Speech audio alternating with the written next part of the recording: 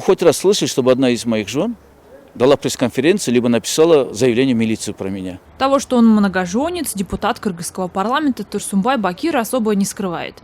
Сколько именно у него спутниц жизни, неизвестно. Бывший правозащитник держит это в тайне. Говорит, их не больше 8.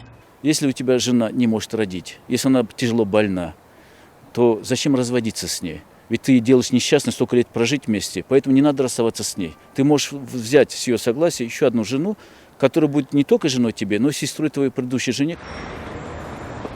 Стать сестрой для остальных супруг депутата Нуриза не смогла. 2 года бывшая актриса была младшей женой Турсунбая Бакира. Рожала детей, носила платки и длинные платья в пол. А год назад развелась. Конечно, наверное, они ревновали. Я намного моложе их была. Но наверняка сказать не могу. Он относился ко всем женам одинаково. Если дарил какие-то подарки, то дарил всем. С 18-летней девушкой политик познакомился в Фейсбуке и почти сразу предложил ей руку и сердце. О том, что у него уже есть не одна, а несколько жен, Нуриза знала, но замуж все-таки пошла. И таких историй в Кыргызстане тысячи. Токолки, так их называют в народе. 2-е и 3-е жены, без штампа в паспорте, с приходящими мужьями.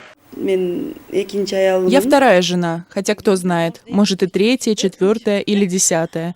Но главное, у меня есть муж, кыргыз причем. Он меня поддерживает, у нас есть сын.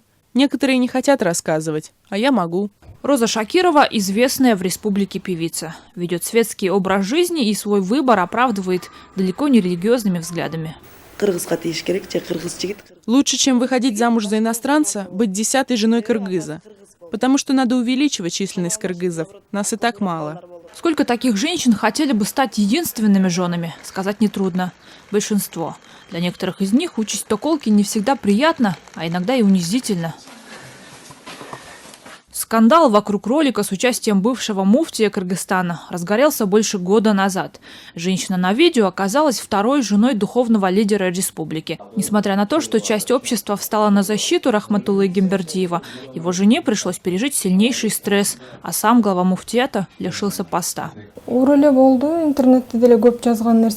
тяжело. В интернете много чего писали. Я сама читала. Говорили, проститутка, девушка легкого поведения. Но Господь все видит. Надеюсь, в судный день Он призовет к ответственности тех, кто это сделал. Многие эксперты связывают эту тенденцию с ростом уровня религиозности населения. Шариат, как известно, допускает наличие 4 жен. Однако, как заявляют в муфтиате, при этом должны быть соблюдены определенные правила, которые некоторые мужчины игнорируют. Как и то, что многоженство в Кыргызстане все еще уголовно наказуемо. Джубек Багалиева, Азат Антымаков. Настоящее время. Бишкек, Кыргызстан.